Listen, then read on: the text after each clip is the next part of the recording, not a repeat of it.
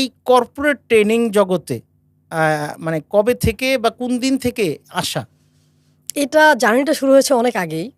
শুরুর দিকে আমি যেটা করতাম, আমি কিন্তু কম্পিউটার ট্রেনার ছিলাম। 3 ইয়ার্স আমি মানুষকে কম্পিউটার শিখিয়েছি, অফিস অ্যাপ্লিকেশন। সো ৩ টা ওকে। সাবজেক্ট ছিল আমার ওইখানে। Excel, Word and PowerPoint. So এই ৩ টা আমি শেখাইতাম। ওইখান থেকেই শুরু মূলত। তারপরে হচ্ছে আমার লাইফে অনেক উত্থান-পতন, অনেক স্ট্রাগল, অনেক কষ্ট। সো একটা মানুষের সফলতা আপনি কিভাবে বিবেচনা করবেন?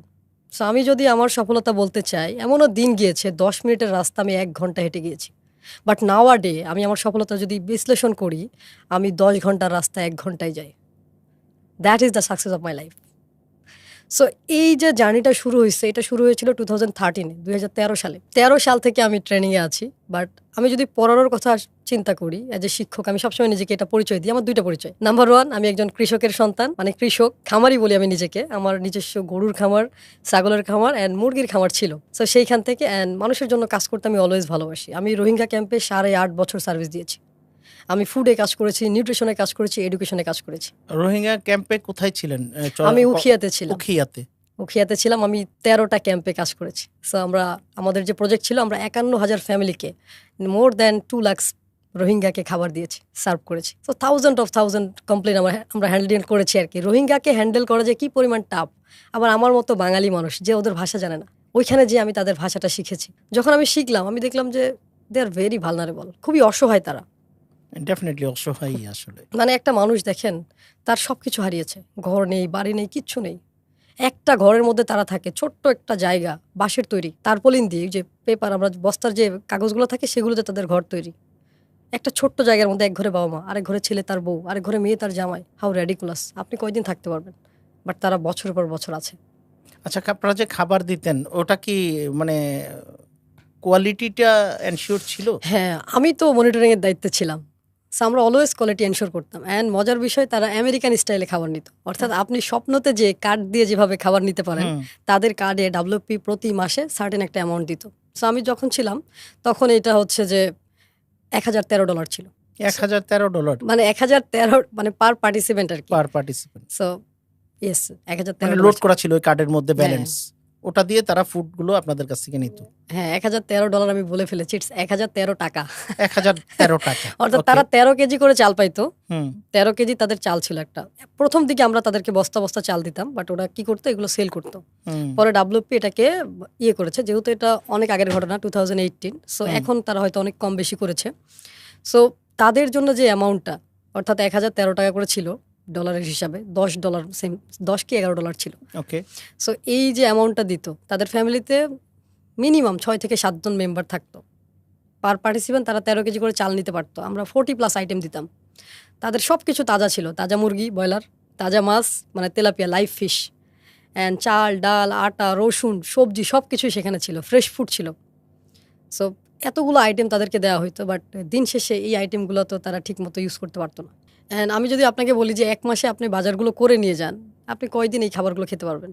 তাজা খাবার তো থাকবে না, শাকসবজি তো থাকবে না। রাইট। সো অনেকেই ভাবে যে তাদেরকে সবকিছু দেওয়া হয়। বাট তারা কিন্তু সবকিছু পায় না। তাদের স্ট্রাগলটা আরো ভয়াবহ। এজন্য তাদের ফ্যামিলির ম্যাক্সিমাম লোক কাজ করে। কেউ দোকান করতেছে, প্রতিটা ঘরে, ঘরে বিজনেসম্যান। আমি রোহিঙ্গার কাছ থেকে বিজনেস শিখেছি।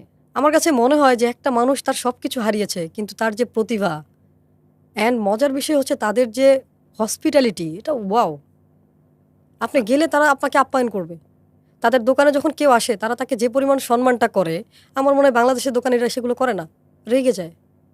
আমি তাদের মধ্যে বিজনেসম্যানের যে কোয়ালিটি, এটা পেয়েছি। তাদের মধ্যে ইমোশন আছে। বিজনেসের মূল টপিক কি? আপনি কাস্টমারের ইমোশনে গ্র্যাপ না করলে তো বিজনেস হবে না। তারা এই কাজটা খুব ভালো করতে পারে। এইজন্য আমি বলি যে এত বাধা বিপত্তির পরেও রোহিঙ্গার মধ্যে বিজনেসম্যান সত্তাটা রয়ে গেছে, যেটা অনেক বাঙালির মধ্যেই নেই। দাসত্বর মানসিকতা আমাদের। একটা দারুণ কথা বলেছেন, দাসত্ব মানসিকতা। মানে সবাই শুধু চাকরির পেছনে ছুটে বেড়াচ্ছে, চাকরি করবে, তার লাইফ সেট হয়ে যাবে। আমি তো দিন শেষে দেখি না কারো লাইফ সেট হতে। সবচেয়ে মজার বিষয় হচ্ছে, একটা বিষয় চিন্তা করেন, প্রত্যেকে কিন্তু বিজনেসম্যান। যে চাকরি করছে সেও কিন্তু বিজনেসম্যান, বাট অন্যের বিজনেস করছে সে এটা ভুলে গেছে যে আমি যে চাকরি করছি এটা তো কারো না কারো বিজনেস। আপনি চাকরিকে সেফ কিভাবে মনে করেন? এটা তো কারো বিজনেস, যে কোনো সময় বন্ধ হয়ে যেতে পারে। আপনি আরেকজনের বিজনেসের আন্ডারে সময় দিচ্ছেন। Everyone is businessman. প্রত্যেকে মার্কেটার। আমি বলি, আমি যেহেতু মার্কেট মাইন্ড অ্যান্ড মার্কেটিং নিয়ে কাজ করি, আমি বলি ইচ অ্যান্ড এভরিওয়ান মার্কেটার। আপনি মার্কেটিং করতেছেন বাট আরেকজনের কোম্পানির, আপনারটা না। সো এটাতে আসলে কি হচ্ছে, দিন শেষে আপনি যেটা পাচ্ছেন সেটা খুবই সার্টেন অ্যামাউন্ট, আর যে মালিক সে কি পরিমাণ পাচ্ছে।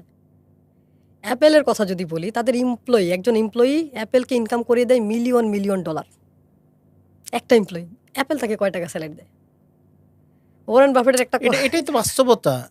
এটাই তো বাস্তবতা। যে বিজনেস করবে সে, তার তো কোনো লিমিট নাই, সে তো আনলিমিটেড ইনকাম করছে। বাট চাকরির তো একটা সীমাবদ্ধতা আছে, একটা নির্দিষ্ট আছে। সো যাই হোক, মিতু, আমি যদি আপনাকে জিজ্ঞাসা করি যে আপনি তো ট্রেনিং করান, এবং আমার মনে হয় এখন মাস লেভেলে ট্রেনিং করাচ্ছেন, কি শেখান মানুষকে? আমি মানুষকে প্রথমত আমি মানুষকে যেটা শেখাই, ব্রেন ওয়াশ করা। আমি একটা কনসেপ্ট আপনাকে বলি, দেখেন আপনি রেগুলার আপনার দাঁত পরিষ্কার করেন কিনা? আপনি যদি 3 দিন আপনার দাঁত পরিষ্কার না করেন, কি হবে? দুর্গন্ধ হবে, কেউ আপনার সামনে দাঁড়াতে পারবে না। বাট আমাদের দেশের ম্যাক্সিমাম মানুষের মাইন্ড এত জঘন্য, এত নোংরা, এত ডাস্টবিন হয়ে আছে, সে কখনো পরিষ্কার করে না। তার সাথে কথা বললে আপনার খারাপ লাগবে, হুটহাট রেগে যাচ্ছে, কি বলতেছে ঠিক নাই, বড় ছোট মান সম্মান কিচ্ছু নেই, নাথিং এলস। কথায় কথায় ঝগড়া, একজন আরেকজনকে তেড়ে আসছে মারার জন্য। আমি রাস্তায় দেখলাম রিক্সাওয়ালাকে মানুষ মারতেছে, আরে ও তো নিরীহ প্রাণী, ওকে মারছেন কেন? ওর কি দোষ? বলছে সে 10 টাকা ভাড়া বেশি চেয়েছে। আমি আশ্চর্য হয়ে যাই। আমার কথা বলি, গতকালকে আমি একটা কফি শপে বসেছিলাম, আমি তাকে 100 টাকা টিপস দিয়েছি। এখন চিন্তা করেন, বাট আমি এই মানুষটাই যখন রিক্সায় আসতেছি, ও আমার থেকে 10 টাকা বেশি চেয়েছে, আমি রেগে গেছি। আপনি কেন 10 টাকা বেশি চাইলেন? 100 টাকা দিতে আমার বাদলো না, 10 টাকা দিতে আমার বাদতেছে। এগুলো হচ্ছে আমার মনে হয় সংকীর্ণতা থেকে তৈরি হয় আস্তে এটা আস্তে। ব্যাপারটা এরকম না, ব্যাপারটা ফিলিংসের। গরিব মানুষ দেখলে আমরা মনে করি যে তারা আমাদেরকে লুট করছে। বাট আপনি যে আরেক জায়গা থেকে লুট হয়ে আসলেন, আপনি 10 টাকার কফি আমি 300 টাকায় খেয়ে আসলাম।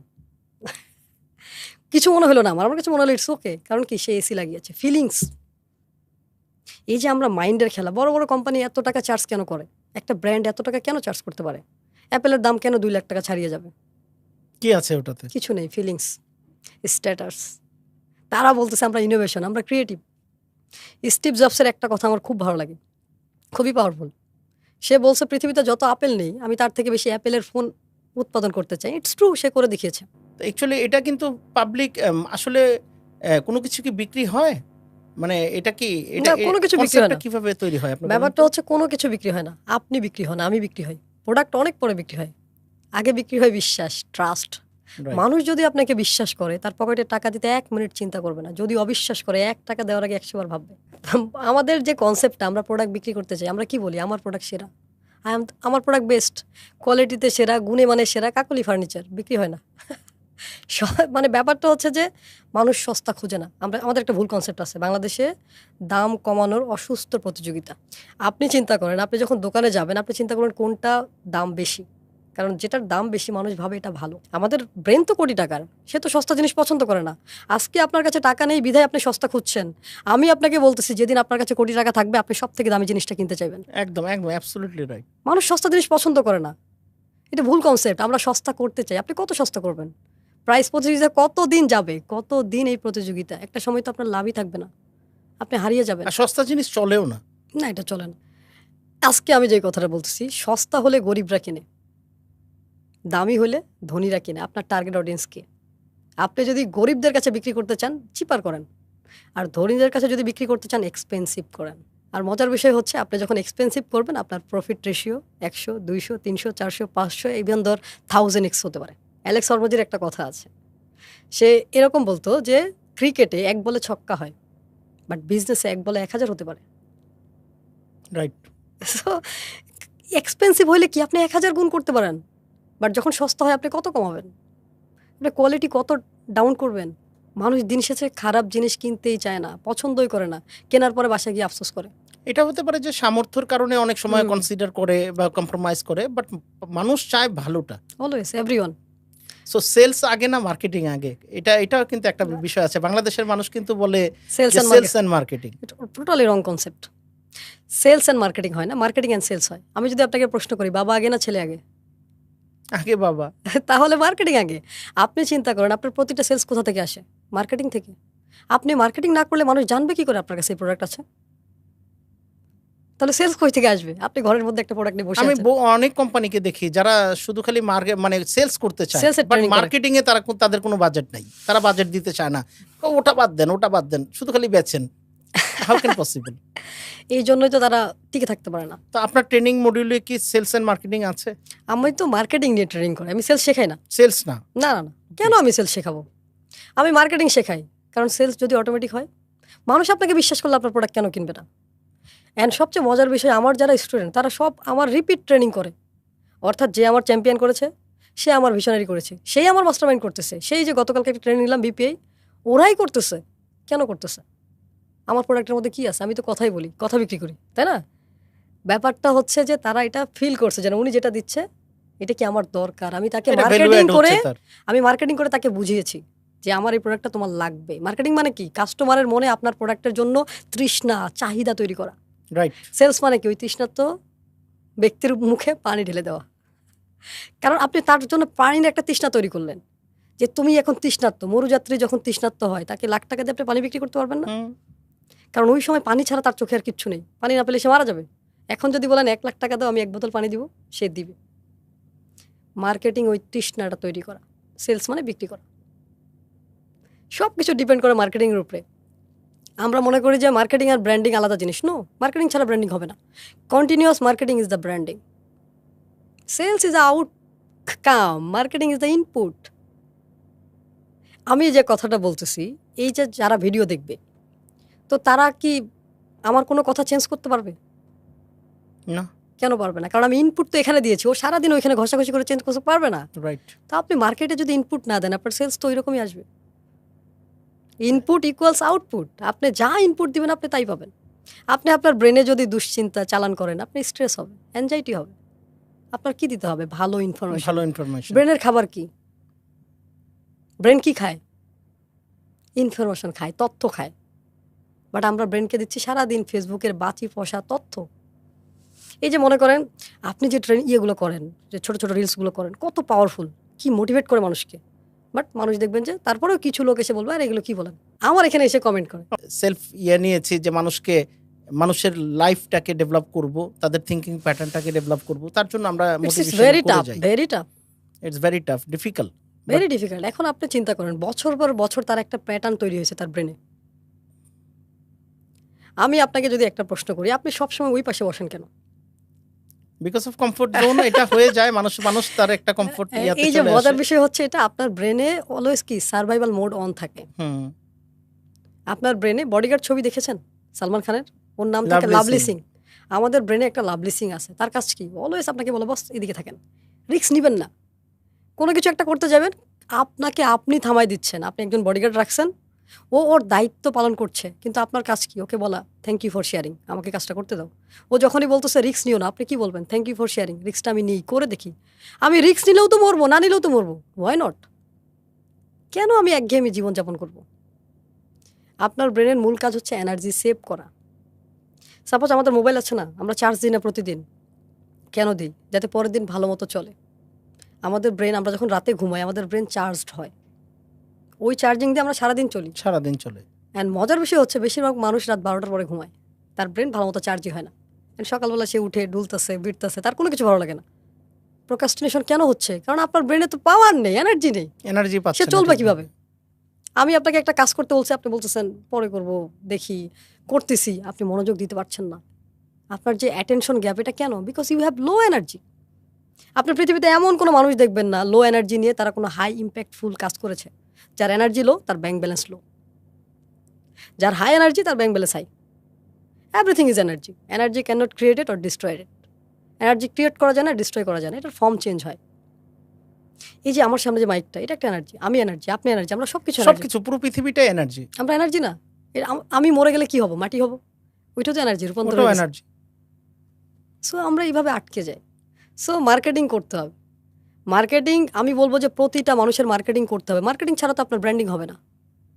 আর আপনি যদি এখন পার্সোনাল ব্র্যান্ডিং না করেন, আপনি এই পৃথিবীতে টিকতে পারবেন না। কয়জন চেনে আপনাকে? স্বামী বিবেকানন্দের একটা কথা আছে, জন্মেছিস যখন দাগ রেখে যা। তো আপনি কি দাগ রেখেছেন? কেন এসেছেন? আপনি মরে গেলে কয়জন আপনার জন্য চিন্তা করবে? আহারে, উনি তো মারা গেছে, এরকম বলবে কয়জন? সবচেয়ে মজার বিষয়, আপনি যেদিন মারা যান সেদিন আপনি আপনার নাম হারান, যাকে সব থেকে বেশি ভালোবাসেন, আপনার নামটা, সেটা হারাই ফেলেন। মানুষ এসে বলে লাশটা কই?